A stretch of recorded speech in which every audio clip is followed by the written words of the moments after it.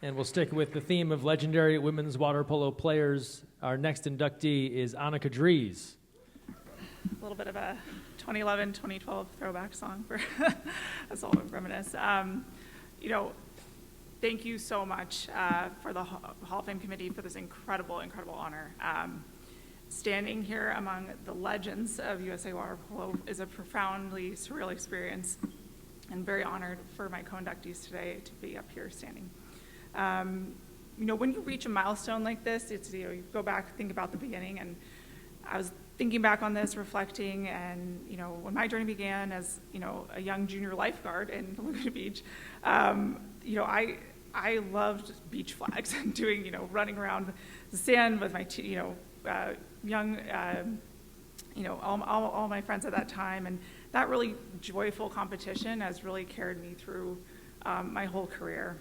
And before I go any further, I just want to thank my parents, my family, and my husband Juan, who are here today.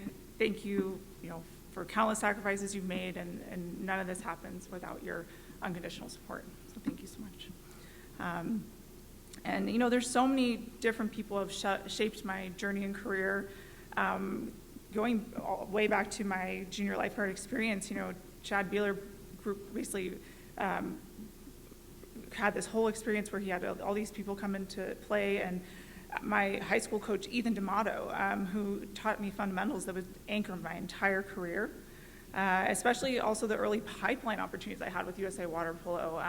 Back when the cadet squad started, and I played with Maggie Steffens for the first time, and we had big dreams then, and really opened my eyes to how big this sport could be, as well as how big my dreams could be.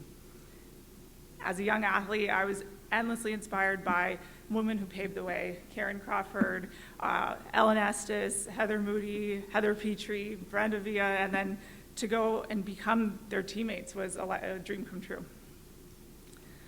These inspirations became fuel for my high school years, where also a unique group of teammates at Laguna, and looking back, those same women have gone on to become incredible leaders, teachers, head coaches, entrepreneurs. And Set Water Polo Club, my deeply fierce club team that Bradley Schumacher led the way, creating, thank you, Brad, for that environment. We had the most intense practices during that whole time, and so much fun that we forgot we were wearing weight belts the entire time. And we ultimately, because of all that intense preparation in those younger years, the opportunity to step up and play at the next level came sooner than I ever expected. I started playing on the scout and junior national teams in high school, and taking summers to train, get ready to join college team, and as well as the senior national team. And my journey then took me to Stanford, a place that fundamentally shaped who I am today. Thank you, John Tanner, Susan Ortwin, Kyle Utsumi, for your support in and out of the pool. Water polo has always been a deep passion, and also my drive to just be the best teammate has resonated into every step of my career. As a student athlete, doctor, daughter, teacher, researcher, and wife. And thinking about student athletes and pre-med mentees that ask me how did you balance it all? And I tell them the truth. Perfect balance is a myth, especially if you're a high achiever. You want to do it all, and doing it all means you're grounded in your hard work and drive and extreme time management. But it's also about trusting in your mentors and coaches and asking for help and guidance along the way. And I've seen that excellence comes in waves. You don't have to tackle everything at once. You commit everything you have to the wave, the path you're on, and stay afloat. Never underestimating the power of positive self-talk, compassion, and finding the best support you need along the way.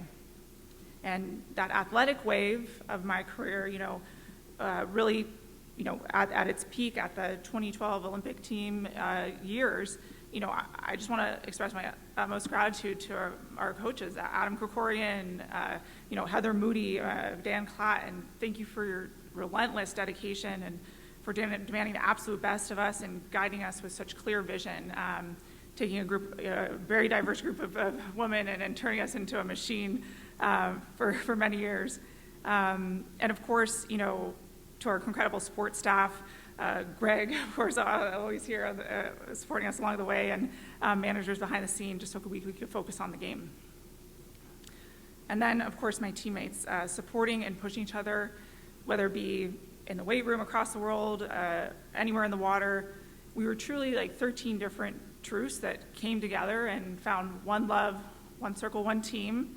And we believed in the mindful practice to fail and try hard again until we found our perfect. And it was a unique group of people that I think, that road to 2012 was a lifetime in the making, of all the women that paved the way before us. And it was, a daily commitment to being great, not just good.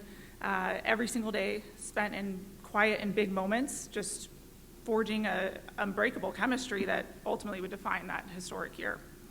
And truly it was a bond tested, throughout the qualifiers and the world's, longest game of water polo that's in the books, as well as just, actually coming to the Olympics Games and the London Olympics. I will never forget the unbelievable moments of that tournament and just all the experiences leading up to it. We built, this intense momentum throughout all the high-scoring, dynamic first games, and me jumping into defender whenever needed.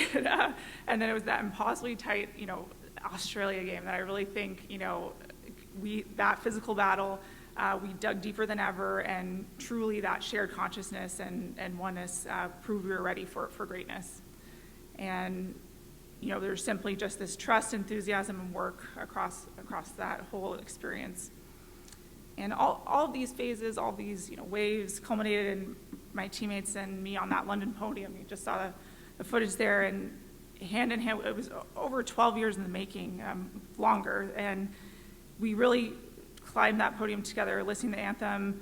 And it's, I remember thinking back to my first tournaments when I played for the United States and hearing that anthem, and even at, I think 14, 15, thinking, okay, I'm going to win gold one day on that podium with the team. And so I think thinking back about these experiences, we've really had, the team beyond the team that helped us get to that moment, and really just the brilliant coaches, our families, every single supporter who believed in that vision of getting to that podium for the first time.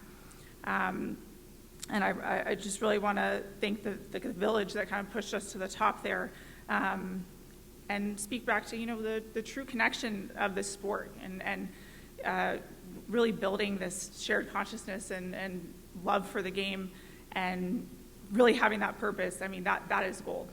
And now in my medical career, I get to take all those lessons and combine all of my lifelong interests. And instead of teammates in the pool, I work along my colleagues in the hospital, whether we're working to bring, a pulse back for a patient, diagnosing a complex condition, or just simply being there in those, tough moments for families and patients, and helping them build resilience through those times.